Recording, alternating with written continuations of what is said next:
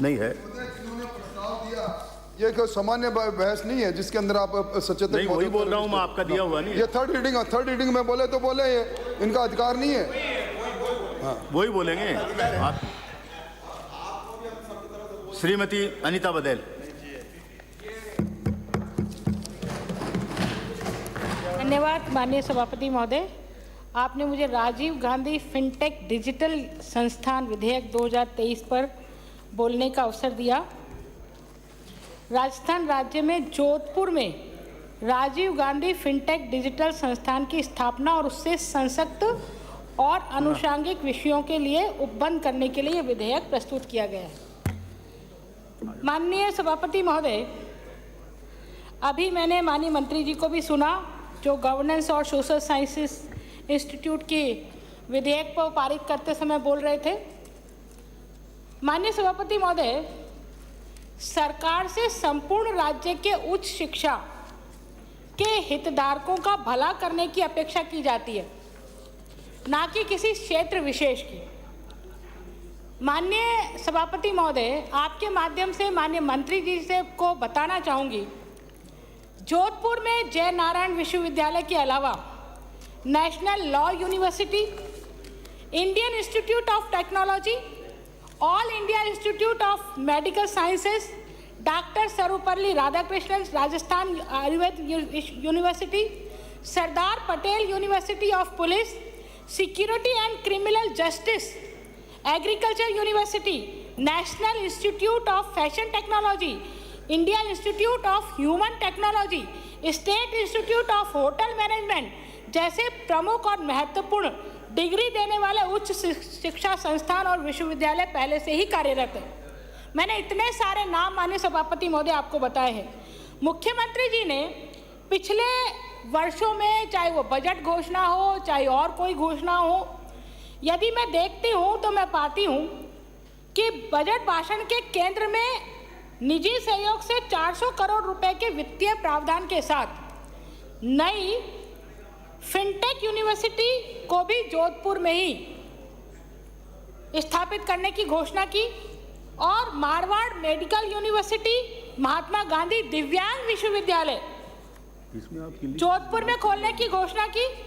तो मैं ये पूछना चाहती हूँ कि ये मुख्यमंत्री जी सिर्फ जोधपुर के मुख्यमंत्री जी हैं या पूरे राजस्थान प्रदेश के मुख्यमंत्री हैं?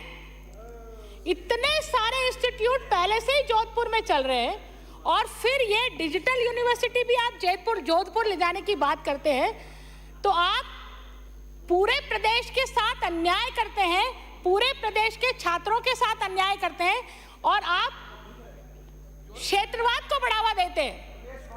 इसलिए यह प्रदेश आपको माफ करने वाला नहीं है। चूंकि ये डिजिटल विश्वविद्यालय, डिजिटल यूनिवर्सिटी बनने जा रहे हैं, इसलिए मैं माननीय मंत्री महोदय का ध्यान आकर्षित करना चाहूंगी। हमारे प्रदेश की डिजिटल शिक्षा पर यह राज्य सरकार ने क्या खर्चा किया है। हम सब जानते हैं कि कोविड के समय डिजिटल एजुकेशन का बहुत बड़ा महत्व बढ़ गया, लेकिन मैं बहुत दुख के साथ और बहुत आश्चर्य के साथ ये बताना चाहूंगी कि कंप्यूटराइजेशन और तत्संबंधी संचार व्यवस्था हेतु जो पिछले सालों के बजट है, उन पर मात्र 5.5 लाख रुपए का ही प्रावधान किया गया। माननीय सभापति महोदय, प्रति महाविद्यालय 1,500 रुपए से भी कम ये डिजिटल एजुकेशन पर राज्य सरकार का खर्चा है। विज्ञान और प्रौद्योगिकी शिक्षा की गुणवत्ता के लिए आप बता रहे मंत्री महोदय ने, आपने कहा सरकार बहुत चिंतित है और इतनी चिंतित है कि 791 प्रयोगशालाओं में से सहायकों के 427 से अधिक पद रिक्त हैं। वर्ष 21-22 हेतु प्रयोगशाला व्यय पर बजटीय प्रावधान मात्र 41 लाख रुपए किया गया। 372 महाविद्यालयों में से विज्ञान और भूगोल जैसे प्रायोगिक विषयों पर प्रति महाविद्यालय सिर्फ और सिर्फ खर्चा आपने किया है लाखों में नहीं, हजार में, सिर्फ 11,000 रुपए। इतने पैसे से तो ना तो रसायन शास्त्र, ना प्राणी शास्त्र, ना वनस्पति शास्त्र, किसी की पढ़ाई नहीं हो सकती। और इसीलिए जो हायर एजुकेशन की गुणवत्ता का जो बट्टा लगाया है सरकार ने, तो छात्र आपको किसी कीमत पर माफ नहीं करने वाले हैं। मेरा आपसे ये निवेदन है कि या तो आप इसको ठीक कर लो और नहीं तो फिर जनता आपको ठीक कर देगी अच्छे से।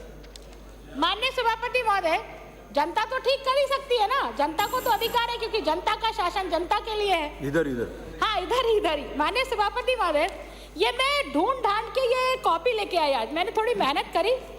ये 2018 का बिल्कुल आपका ही सोनिया जी, मनमोहन जी और राहुल गांधी जी हैं, हाथ का चिन्ह है। इस जन घोषणा पत्र, इसको जन घोषणा पत्र कहा गया और इस जन घोषणा पत्र को सरकार का दस्तावेज भी बनाया गया। इसके बिंदु संख्या आप देखिए 21 में लिखा है कि हम प्रदेश के महाविद्यालयों एवं विश्वविद्यालयों में भयमुक्त वातावरण बनाएंगे और उनकी अकादमिक स्वतंत्रता और स्वायत्तता को सुनिश्चित करेंगे। यह महत्वपूर्ण है माननीय मंत्री महोदय, 2 शब्द, अकादमिक स्वतंत्रता और स्वायत्तता को सुनिश्चित करेंगे। अब आपने इन 5 सालों में किया क्या है जो आपको दिखाना बहुत जरूरी है। आप देखिए, पहले तो मैं कॉलेजों के बारे में माननीय सभापति महोदय थोड़ा सा उल्लेख करना चाहूंगी कि अभी माननीय मंत्री महोदय ने बिल पास करते समय कहा कि हमने भर्ती के प्रोसेस किया है, हमने ये किया है, हमने वो किया है, पर मैं 2-3 ही उदाहरण दूंगी, ज़्यादा उदाहरण नहीं दूंगी। राजकीय महाविद्यालयों में बहुत बड़ी संख्या में पद रिक्त हैं, 490।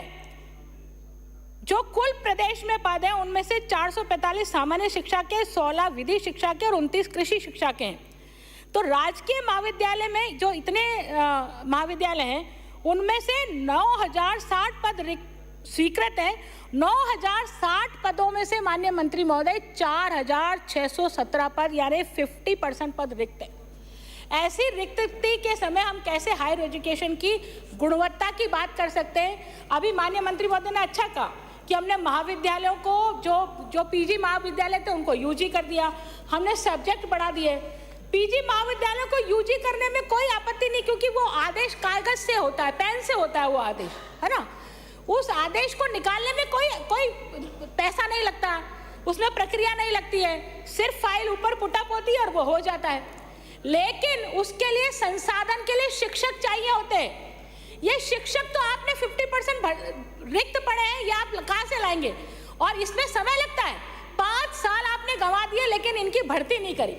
और तो और आपने देखिए, अभी पुस्तकालय अध्यक्षों की बात कर रहे थे माननीय मंत्री महोदय, तो मैं इस बात को वापस दोहराना नहीं चाहती हूँ, लेकिन कोई भी इंस्टीट्यूशन बहुत अच्छे से तब चल सकता है जब उसका एक हेड हो। यहाँ पर प्रधानाचार्य, यहाँ जो हमारे प्रिंसिपल्स हैं, आचार्य नियुक्त होने चाहिए, वो नहीं है, आपके हेड ऑफ द डिपार्टमेंट नहीं है। ऐसी स्थिति में जूनियर लोग महाविद्यालय को चला रहे हैं तो वो किस गुणवत्ता से चलाएंगे आप खुद समझ सकते हैं, आप शिक्षाविद हैं, इसलिए मैं आपका ध्यान आकर्षित करना चाह रही हूँ। इसके अतिरिक्त माननीय सभापति महोदय, आप देखेंगे विश्वविद्यालयों की मैं बात करती हूँ क्योंकि विश्वविद्यालय पर ही यह बिल है। विश्वविद्यालय को राज्य पोषित विश्वविद्यालय कहते हैं। यदि क्या यह सच है कि राज्य पोषित ये विश्वविद्यालय है तो 3-4 सालों का यदि हम देखते हैं, 3-4 साल जो आपके सरकार के रहे, विश्वविद्यालयों का लेखा खुला रखने के लिए सिर्फ आपने उनको राज्य पोषित नहीं किया, मात्र 1000 और 2000 रुपए आपने उनकी सहायता राशि वित्त पोषित करने की कोशिश की है, 1000 और 2000 रुपया। आपको यदि ये आंकड़ा कहीं ढूंढना नहीं पड़े तो आप कहेंगे तो मैं आपको उपलब्ध करा दूंगी, आपके सारे 5 साल के प्रगति प्रतिवेदनों में ये स्पष्ट रूप से लिखा है। Rajiv Gandhi scholarship for academic excellence योजना अच्छी योजना थी, हायर एजुकेशन के लिए थी, पर माननीय सभापति महोदय, आम आदमी का कहाँ भला हुआ है? आम आदमी का तो कहीं भला ही नहीं हुआ। आपके लोगों ने, आपके इर्द गिर्द रहने वालों ने इसका लाभ उठा लिया और जो 244 विद्यार्थियों का चयन हुआ है, 44 अतिरिक्त विद्यार्थियों का चयन हुआ है बजट के अतिरिक्त। तो यदि ब्यूरोक्रेसी चाहेगी तो बजट के अतिरिक्त भी खर्च कर देगी, ब्यूरोक्रेसी नहीं चाहेगी तो बजट पूरा का पूरा आप खर्च ही नहीं कर पाएंगे। तो यह स्थिति सरकारों की ठीक नहीं है क्योंकि ब्यूरोक्रेसी जिम्मेदार नहीं है जनता के प्रति, हम और आप जिम्मेदार हैं क्योंकि हम और आप चुन के आते हैं। इसलिए इसको दिखाइएगा जरा तो आपको पता पड़े कि ये क्या प्रदेश में क्या चल रहा है। माननीय सभापति महोदय, अब मैं आपको निवेदन करती हूँ ना, महाविद्यालयों की बहुत अच्छी बात हुई, सोसाइटी के माध्यम से मैं माननीय मंत्री महोदय, मैं आपको बता रही, मैं स्वीकार कर रही, हमारी सरकार के समय में भी इंजीनियरिंग कॉलेज जो नए खुले थे वो सोसाइटी के माध्यम से चलाने का हमने प्रयोग किया था, लेकिन वो प्रयोग सफल नहीं रहा। आपने उसी प्रयोग को दोहरा दिया। सोसाइटी के माध्यम से कोई महाविद्यालय चल ही नहीं सकता है। आपने ये नकल करी है, गलत करी है। हम तो खुद ही रोकने वाले थे, हमारी सरकार वापस रिपीट होती तो हम रोकते, लेकिन आपने इसको नकल देख करके आपने किया। सब महाविद्यालय जो जनरल सामान्य शिक्षा के महाविद्यालय उनमें भी आपने लागू कर दिया। ऐसी स्थिति में आपको गुणवत्ता वाले शिक्षक नहीं मिलेंगे, और जब गुणवत्ता वाले शिक्षक नहीं मिलेंगे तो वो बच्चों का क्या लेवल होगा, और उन बच्चों का लेवल यदि ठीक नहीं होगा तो कोई उनको नौकरी देने वाला नहीं है। इसलिए सरकारी कॉलेज में पढ़े हुए बच्चों को कितनों को नौकरी मिल रही है ये आप देखिएगा, या कितनों को काम धंधा मिल रहा है, स्वयं से वो कितना कमा पा रहे हैं। तो बेरोजगारों की फौज हम तैयार करें नए कॉलेज खोल खोल के। यदि ये कॉलेज की बजाय आप कोई टेक्निकल कॉलेज खोलते हैं, कोई स्किल यूनिवर्सिटी खोलते हैं तो समझ में आता, परंतु आपने ये कॉलेज इतने सारे खोले। सिर्फ पाठ्यक्रम और शिक्षा का प्रश्न का उत्तर देना शिक्षा नहीं होता है। तो इसलिए मैं आपको निवेदन करूंगी कि आप ये जो सोसाइटी के अंडर में आपने खोले, सोसाइटी सारी बंद करिए, गवर्नमेंट के अंडर में खोलिए, गवर्नमेंट उसको वित्त पोषित करे, गवर्नमेंट उसको मॉनिटरिंग करे, तो मुझे लगता है कि बच्चों का भी भला होगा। और सरकार की जो गुड गवर्नेंस की जो बात कहते हैं, वो गुड गवर्नेंस भी सरकार ठीक प्रकार से दे पाएगी। तो मेरा आपसे निवेदन है कि आप इस सोसाइटी के अंदर खोले गए कॉलेजों को बंद करिए। एक आपने माननीय सभापति महोदय कॉन्ट्रैक्ट बेसिस पर शिक्षकों को लेने की बात की है, तो कॉन्ट्रैक्ट बेसिस के शिक्षकों से शिक्षा का भला होने वाला नहीं है। एक मैं आपको निवेदन करूंगी माननीय सभापति महोदय कि राष्ट्रीय शिक्षा नीति मल्टी डिसिप्लिनरी उच्च शिक्षा संस्थान की बात करती है। मल्टी डिसिप्लिनरी मतलब अलग अलग सब्जेक्ट्स और उनको करके, लेकिन हमने ऐसा एक भी कॉलेज, एक भी यूनिवर्सिटी, हम 2 यूनिवर्सिटी के बिल लेके आ जा रहे हैं, है ना। जिस यूनिवर्सिटी की बात करें, इससे पहले जो बिल हमने पास किया उसमें भी इसका कोई प्रोविजन नहीं है। तो ऐसी स्थिति में हम नई शिक्षा नीति को यदि लागू नहीं करेंगे तो फिर केंद्र की फंडिंग से को कैसे हम प्रदेश के हित में ला पाएंगे, कैसे प्रदेश के बच्चों के हित में उसको कर पाएंगे। इसलिए ये आपको बहुत जरूरी करना चाहिए। मेरा एक छोटा सा सुझाव है, 2-4 कमरों में कोई कॉलेज नहीं चलने वाला। राष्ट्रीय शिक्षा नीति में लिखा है कि एटलीस्ट कम से कम 3000 स्टूडेंट होने चाहिए कॉलेज के, जबकि हमारे यहाँ कॉलेजों के स्टूडेंट्स की संख्या कम होती जा रही है। बहुत आश्चर्य की बात है, मैंने उसको उल्लेख नहीं किया क्योंकि मुझे लगा कि यह बहुत लंबा हो जाएगा यदि मैं इसका उल्लेख करूंगी। तो मैं आपको बताना चाहूँगी कि हमने कॉलेज तो खोल दिए, हाँ हमने कॉलेज तो खोल दिया, लेकिन हमारे स्टूडेंट्स की संख्या कैसे कम हो गई। यदि हमने कॉलेज खोले तो स्टूडेंट की संख्या ज़्यादा होनी चाहिए। मैं एक आंकड़ा बताती हूँ, देखिए सामान्य और आर्थिक कमजोर वर्ग के छात्र 48,915 के स्थान पर 44,345, छात्राएं 59,948 की तुलना में 58,745, अनुसूचित जाति के छात्र 57,230 की तुलना में 54,075, अनुसूचित जनजाति के छात्र 33,248 के स्थान पर 30,873, अन्य पिछड़ा वर्ग के छात्र 1,03,997 के स्थान पर 1,01,287। ये हमारे कॉलेजों का नामांकन है। जो 5 साल पहले जो नामांकन था, 5 साल के बाद कॉलेजों का जो नामांकन है। यदि अधिक कॉलेज खोले तो नामांकन अधिक होना चाहिए, लेकिन बच्चों का नामांकन क्यों नहीं बढ़ रहा है। ये हमारे लिए बहुत दयनीय स्थिति है कि अधिक संख्या में कॉलेज खोलने के बावजूद भी हमारा नामांकन कम क्यों हुआ है। इसके अतिरिक्त मैंने सभापति महोदय सिर्फ 2 विषय और कह करके मैं अपनी बात को पूरा करूंगी। विश्वविद्यालय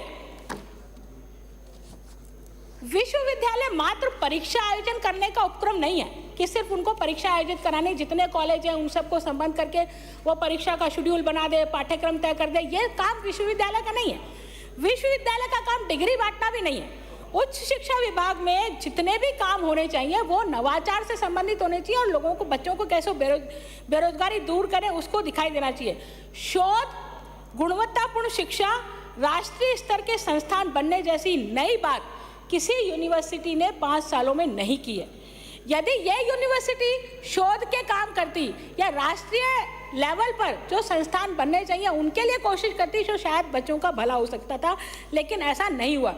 राजस्थान विश्वविद्यालय में सिर्फ और सिर्फ कुछ भी नहीं हो। मैं राजस्थान विश्वविद्यालय जो राजस्थान का बहुत बड़ा विश्वविद्यालय है, उसका मैंने प्रतिवेदन 400-500 सालों के देखे तो उसमें नया काम कुछ भी नहीं हुआ। सिर्फ एक लाइन उसमें लिखी हुई है कि इंदिरा रसोई खोलने की भावी योजना उसमें। अरे इंदिरा रसोई जैसी तो हम फुटकर चौराहे पे खोल रहे हैं, ये इसमें प्रतिवेदन में लिखने की क्या जरूरत है कि हम ये प्रतिवेदन में लिखें। पर ये मुझे लगता है कि ये ठीक नहीं है, जिसको आपको ठीक करना चाहिए। इसके अतिरिक्त चाहे मैं जयनारायण व्यास विश्वविद्यालय की बात करूं, चाहे मोहनलाल सुखाड़िया विश्वविद्यालय की बात करूं, चाहे और कोई दूसरी यूनिवर्सिटीज़ की बात करूं, आप देखिए राजस्थान यूनिवर्सिटी जयपुर, मैं जयपुर यूनिवर्सिटी की बात करती हूँ, शैक्षणिक पद स्वीकृत है 1016, खाली है 559। अशैक्षणिक पद स्वीकृत है 1780, खाली है 1019। कितना गंभीर मामला। राजस्थान यूनिवर्सिटी में हजारों छात्र पढ़ने आते हैं, हजारों छात्र, लेकिन कैसे पूरा होगा।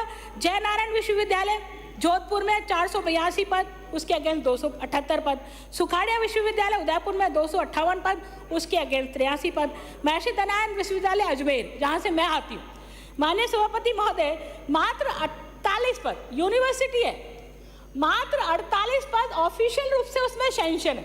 उन 48 पदों में से भी 34 पोस्ट खाली है, 34 पोस्टें खाली है, 34 पोस्टें, मतलब 10 या 12 शिक्षक है वहाँ पे।